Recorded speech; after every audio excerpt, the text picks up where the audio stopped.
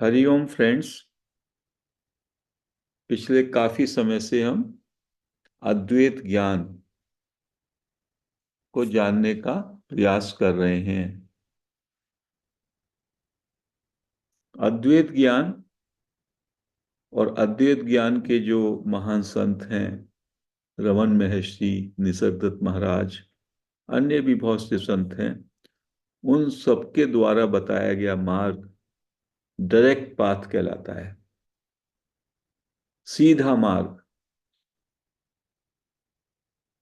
सीधे मार्ग में आप तुरंत वहीं पर पहुंच जाते हैं।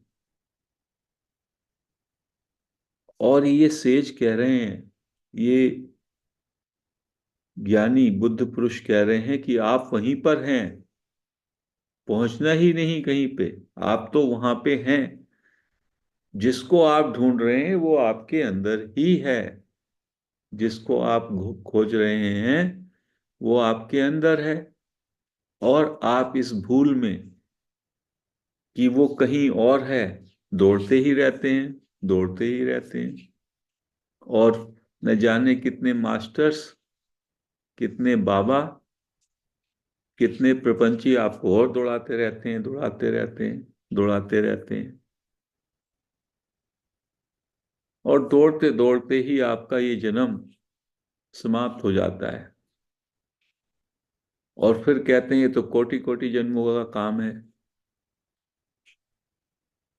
फिर कर्म के सिद्धांत से जोड़ देते हैं। और फिर ये सबको बता दिया जाता है, भाई ये तो बहुत मुश्किल काम है। और ये ऐसा नहीं है कि इसको आप जो है इतनी जल्दी पा लें। थोड़ा मिलता है, थोड़ा थोड़ा चलता है, ऐसा बोलते हैं। तो अद्वैत ज्ञान कहता है ये सब पूरी तरह से मूर्खता है। ये मूर्खता है, ये भ्रम है। क्योंकि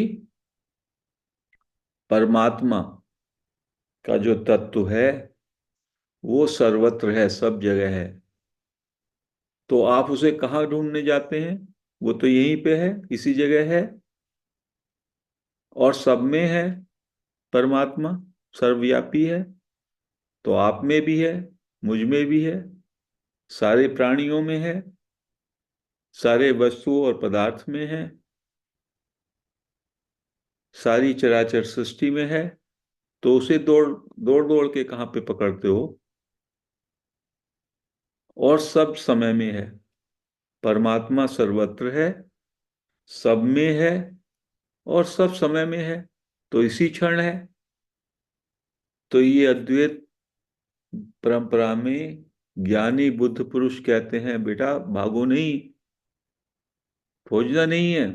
वो तो वही है, वो तो आप ही में है। और आप खोज किसकी कर रहे हैं? उसको पाने की जो आपके अंदर विराजमान है। जो परमात्मा आपके अंदर है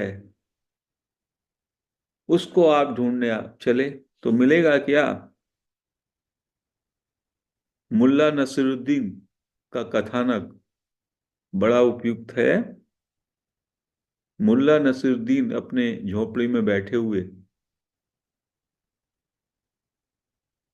सुई से कुछ बटन लगा रहे थे। अपने कुर्ते में बटन टूट गया उसका। और जो है फिर संध्या का समय भी हो गया। मुल्ला नसरुद्दीन की आंखें भी थोड़ी कमजोर थी। बटन लगाते लगाते सुई हाथ से गिर गई और झोपड़ी में अंधेरा था। तो झोपड़ी में उनको सुई ना दिखाई दी। तो वो बाहर सड़क पे आ गए, क्योंकि सड़क पे जो है ट्यूबलाइट जली हुई थी। और वहां पे घूम करके सुई को ढूंढने लगे। सड़क सुई उनकी झोपड़े में गिरी है, और वो सड़क के पे आकर के प्रकाश में ढूंढ रहे हैं सुई को। तो क्या वो मिल पाएगी? नहीं मिल पाएगी, क्योंकि सुई तो झोपड़े में है और वो ढूंढ रहे हैं सड़क पे। जब वो लगातार घंटे 2 घंटे इधर उधर टहल रहे थे, ढूंढ रहे थे, तो कोई बुद्धिमान व्यक्ति वहां से निकला, उसने नमस्कार किया मुल्ला नसरुद्दीन को। पूछता है क्या हुआ मुल्ला जी? कहने लगे मेरी सुई गिर गई, उसको मैं ढूंढ रहा हूं बहुत समय से। वो बुद्धिमान था, वो जानता होगा मुल्ला नसरुद्दीन किस तरह की ये जो है मूढ़मती हैं। उसने कहा ये सुई कब गिरी और कहाँ गिरी? कहने लगे मैं अंदर बटन लगा रहा था झोपड़ी में, अंधेरा हो गया तो सुई गिर गई। तो बुद्धिमान व्यक्ति ने कहा मुल्ला जी जब वो सुई वहां गिरी तो आपको यहाँ कैसे मिलेगी? उसको वहीं पे ढूंढिए ना। तो मुल्ला जी कहते हैं वहां तो प्रकाश ही नहीं है, रोशनी यहाँ तो यहीं ढूंढ रहा हूं। तो यही सब हम मूढ़मति से करते हैं। परमात्मा कहीं और है और परमात्मा को दूसरी जगह ढूंढने जाते हैं।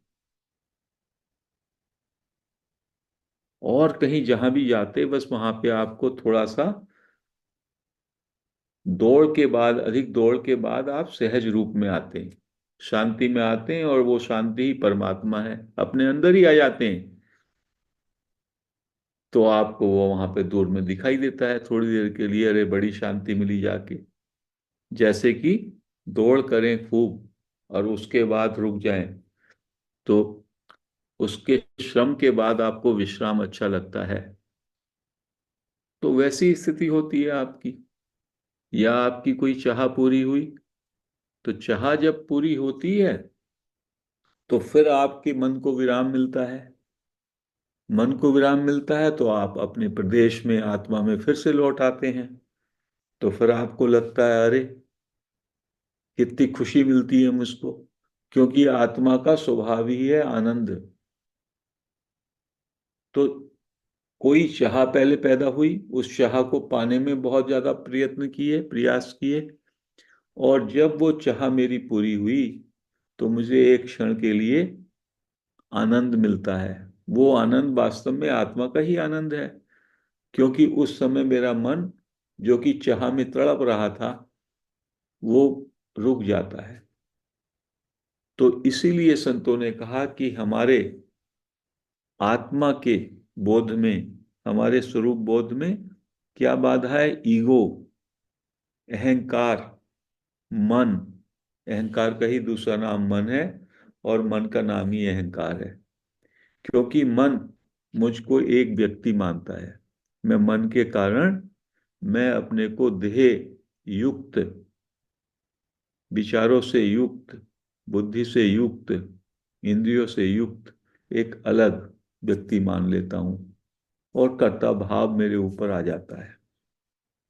कर्ता भाव का क्या कारण होता है? फिर मुझको लगता है करने के बिना, करना ही एक हकीकत है, बिना करके तो, करने से तो कुछ होगा नहीं। कुछ करूंगा तभी मुझे कुछ मिलेगा। तो श्रम करने से ही मुझे कुछ प्राप्त होगा। भौतिक जगत में श्रम करने से मिलेगा। भौतिक जगत में यदि आप कुछ करेंगे नहीं तो आपको कैसे मिलेगा? आपको खाना खाना है तो खाना बनाना पड़ेगा। आपको यदि अनाज चाहिए तो अनाज उगाना पड़ेगा, या पैसे दे करके लेंगे। ये सब भौतिक जगत की बात है। लेकिन जो आत्मा का देश है, जो परमात्मा का देश है, उसमें करना है ही नहीं। मन के देश में करना और सोचना और चाह और विचार, ये सब क्या है? ये सब मन के देश में है, यानी ईगो के देश में।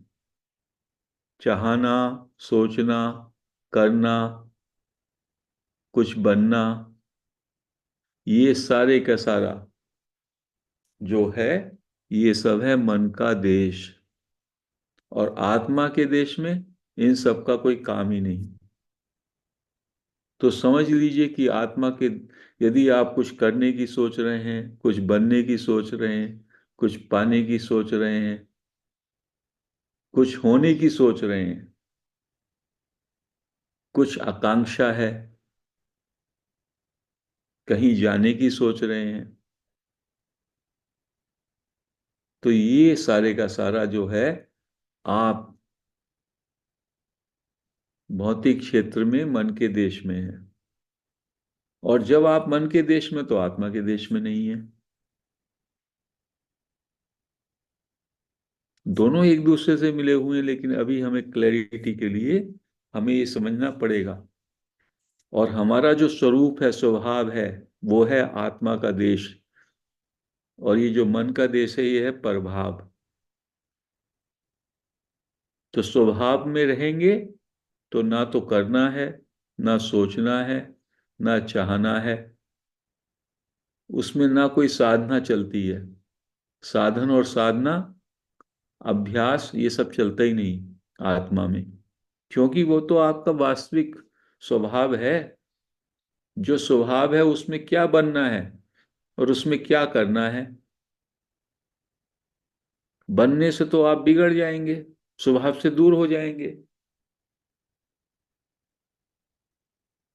स्वभाव का मतलब है जो हमेशा हमेशा निरंतर, जो आपके साथ है, या आप वास्तव में हमेशा हमेशा वो ही हैं। तो उसको कैसे जानेंगे? उसको जानेंगे शांति में जाके, मौन में जा करके, ठहर करके, क्योंकि वो ठहरा हुआ है। आत्मा अक्रिय है, आत्मा कुछ नहीं करता। आत्मा कुछ भी नहीं करता। आत्मा में कोई सोच नहीं है, आत्मा में कोई दौड़ नहीं है। आत्मा तो मात्र उपस्थित है। आत्मा हमेशा बस रहता है, होता है। और आत्मा का एक ही गुण है, जानना, ज्ञान। आई नो आई एम, ये आत्मा की डेफिनेशन आप मान सकते हैं। ये जानकारी, ये बोध कि मैं हूं, मेरी उपस्थिति। तो आत्मा की तो केवल मात्र उपस्थिति रहती है। करने का काम सारा माया का है। माया का क्षेत्र है, मन का क्षेत्र माया का क्षेत्र, जिसमें मान्यता है, विचार है, श्रम है। ऐसा तो हमको अपने स्वरूप में लौटना है, या स्वरूप का दीदार करना है, तो करना, सोचना, चाहना, अभ्यास, इस सब को रोक देना है। तब हम स्टिलनेस में जाएंगे। बाइबल में भी क्राइस्ट कहते हैं, be still and know that you are God. Still बन जाओ, सहज हो जाओ, तो अपने स्वरूप को जान लोगे। ये तो सिंपल बात है, क्योंकि परमात्मा सहज रूप में है। परमात्मा बिल्कुल सहज में है। शंकर सहज स्वरूप सम्हारा, लागी समाधि अखंड अपारा। ये हमारा स्वरूप जो है, शंकर का जो स्वरूप है, सहज है। और सहज स्वरूप में आती समाधि लग जाती है, और वो अखंड है। और जब मन का दायरे में आते हैं तो वो खंडित हो जाता है। मन के, माया के क्षेत्र में द्वैत होता है, और आत्मा के देश में अद्वैत होता है। तो आप अद्वैत हैं, वही आत्मा का देश है। उस आत्मा के देश में ज्यों के त्यों, उसमें कोई परिवर्तन नहीं, उसमें कोई विकार नहीं, उसमें कोई लेप नहीं। वो निरंतर है, बिना किसी अंतर के, हमेशा वैसे का वैसा ही है। तो उसको कैसे पाएंगे? उसको कैसे ढूंढेंगे? वो तो खुद वो है। ढूंढने के पीछे भी उसकी शक्ति होती है। हर जगह उसकी उपस्थिति से ही काम होता है। आत्मा है तो शरीर में जीवंतता है, आत्मा है तो मन सक्रिय है। लेकिन आत्मा के प्रकाश से मेरा देह, मन, बुद्धि संचालित होते हैं, लेकिन आत्मा का उसके साथ कोई अटैचमेंट नहीं है, लिप्त नहीं है आत्मा किसी में, आत्मा निर्लेप है। जैसे सूरज, सूरज की रोशनी से सब जगह प्रकाश है, ऐसे ही आत्मा के ज्ञान का प्रकाश, आत्मा का प्रकाश और आत्मा की उपस्थिति से ही मुझको अपने शरीर जो कि जड़ है, मन जो कि जड़ है, उसमें भी चेतन तत्व दिखाई देता है। तो इस बात को जानना है। तो आत्मा को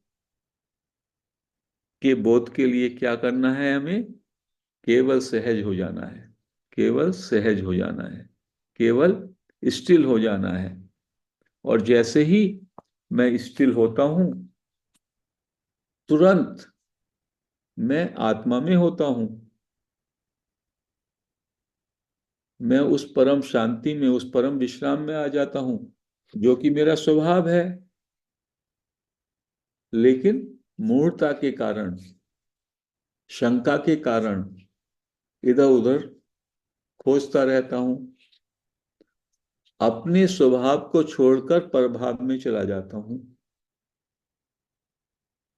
खुद आप जो है ईश्वर हो, खुद आप भगवान हो, और जगह जगह जाकर भगवान की भीख मांगते हो। ये मूर्खता है, संत कह रहे हैं।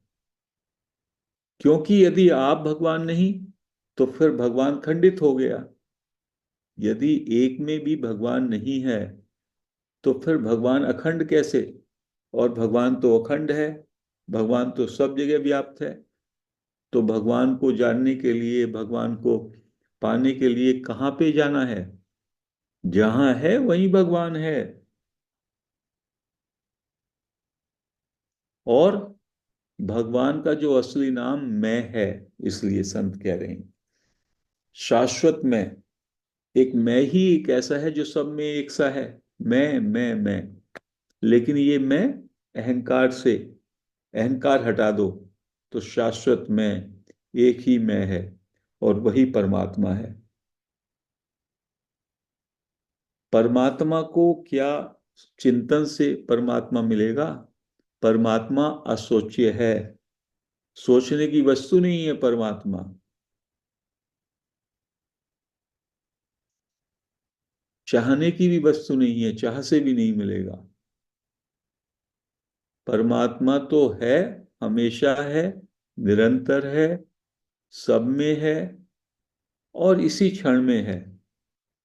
केवल आपकी दृष्टि का भ्रम है, मूढ़ता के कारण, संस्कारों के कारण हम उसको जगह जगह ढूंढते रहते हैं और अपना पूरा जीवन बर्बाद कर देते हैं। और अपने को कर्ता मान बैठे, अहंकार से करने से मिलेगा। करने से वो क्यों, कैसे मिल जाएगा जो आप स्वयं हो? आप ठहरो और अंदर झांको, और बस आपको परमात्मा का बोध हो जाएगा, आत्मा का बोध हो जाएगा। यही एक छोटी सी बात है, और इसी को कहते हैं डायरेक्ट पाथ। अपने स्वरूप में उतरना, अपने स्वभाव में ठहरना, उसमें ठहराव चाहिए, सहजता चाहिए। सहज, सहजता में आएंगे, अपने स्वरूप में ठहर जाएंगे, बस, और आत्मबोध हो जाएगा। तो आज हम इस चर्चा को यहीं समाप्त करते हैं। हरि ओम।